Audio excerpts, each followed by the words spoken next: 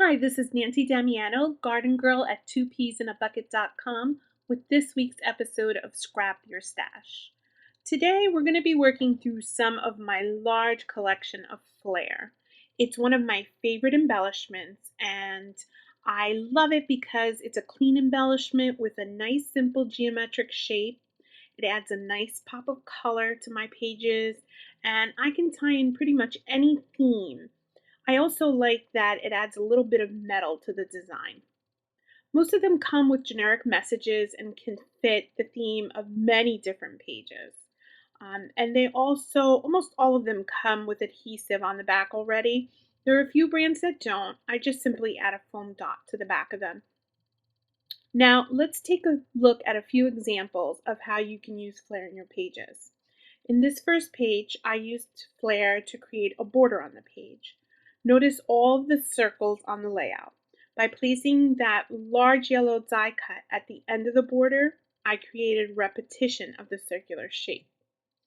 And by placing a small row of enamel dots at the bottom left, there's continuity in design.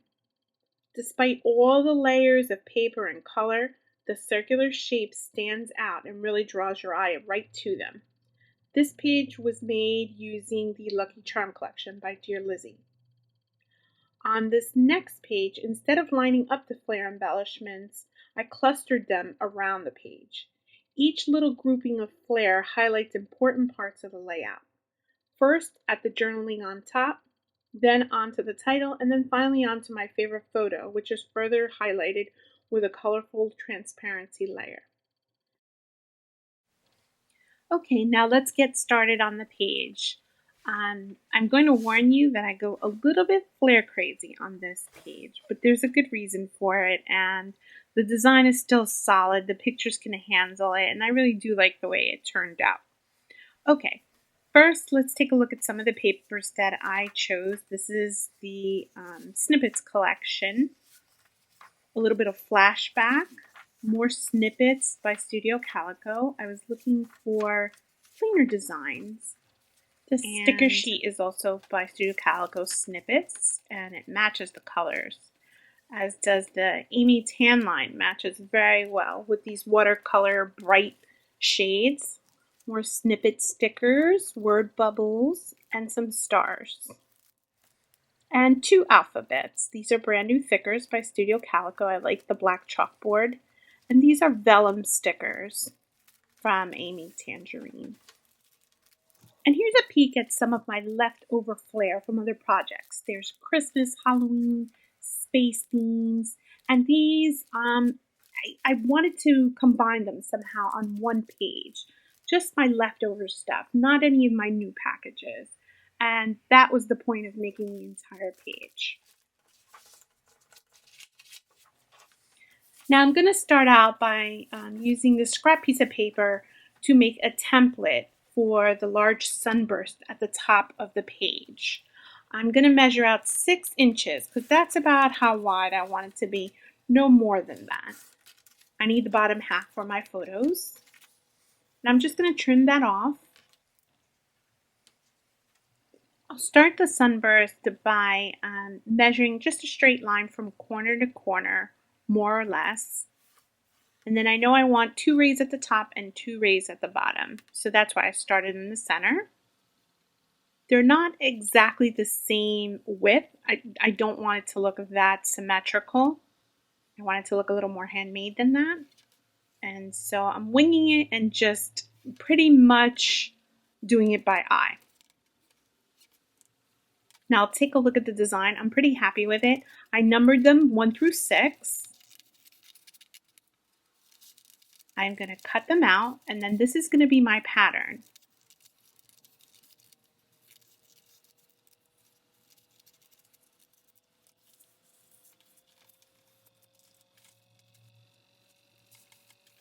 Now I'm going to pull out all my patterns that I chose. They're all very subtle patterns, one with a little camera, a little bit of wood, and then I'm going to put them in rainbow order, pretty much. I'm going to start off with the red, and that's going to be my number 1 piece. And then I'm going to continue to do that with each design, paying attention to how I want the design to go. here are the horizontal lines and I want them to look right on that ray. So I'm paying attention to that.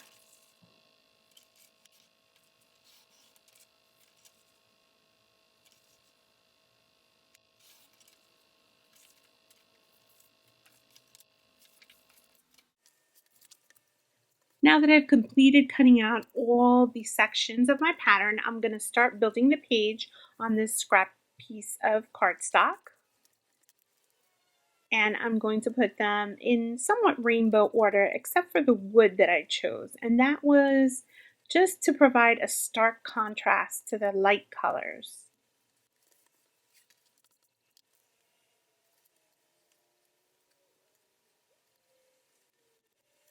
It gets a little tricky at the end. And here I'm going to erase all the pencil lines and make sure that everything lays down nicely. And I'm going to continue building the layers by cutting this nice bright polka dotted rainbow paper. This is from Studio Calico. You can see there not all pages are 12 by 12, so I had to snip off a little bit at the end.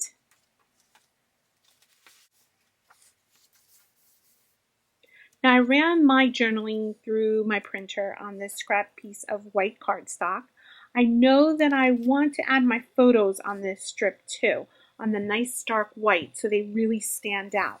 My photos are very colorful and they go nicely with this design. If I had paler photos or more white in the photos, it probably wouldn't look as well as these do.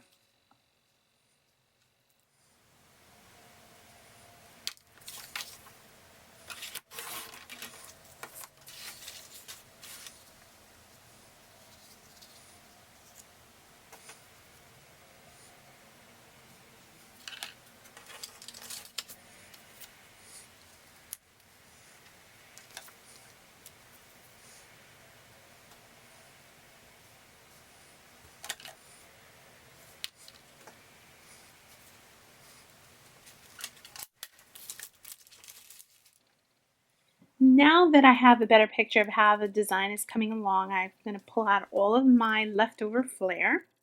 And that's a clear sheet you see there. That was the backing to some thicker letters or some other embellishment. And I'm going to use that just to work out my design. I'm going to choose all different colors, some words. You see the Merry, that's from a Christmas collection. And there's a Halloween one in there, and there's a space one in there as well.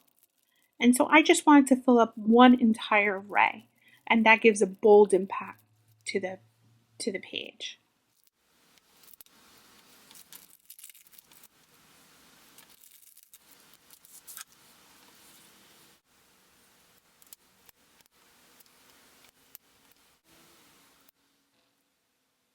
Now that I have the design down, I wanted to add a little more texture and definition to the rays. So I put this through my sewing machine. You can see it there really quickly.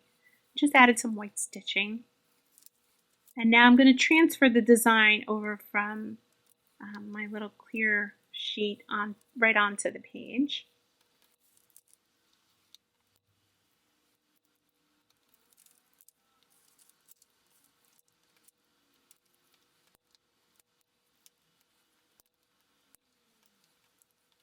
They're pretty forgiving, so if you make a mistake, you can usually pull them up. I'm going to attach my journaling spot. I've also added, you can see it very faintly on the video, right above the photos, there's another sewing, a stitched line there. I decided to put the pictures all together because I think they make a bolder impact that way, and they balance out nicer that way against all of that Flair at the top. The pictures really stand out better as one long piece. I'm going to start out my title, which is Hello Silly, and I decided on this high contrast black chipboard letters, and they are called Blackboard, I believe, because it looks like they were scribbled on top with a white chalk. At the top, I want to hide that seam, so I chose that seal sticker. And then I'm going to add a little more detail by adding May, June, July, and August tabs. And that's when the summertime is when those pictures were obviously taken. So that's a nice little touch and adds a little something there. Now I'm going to punch out some little flags. That's a Jenny Bolin punch from Vellum, and add them to the top of the raise, right underneath that sticker. That just ties the design together, and it hid that sort of sewing mess that I had up in that upper corner, and lends to the sort of sunburst look. Small embellishment with an enamel dot. I'm going to take one final look at it, and I don't like that space in between there, so I'm going to add a little asterisk in between.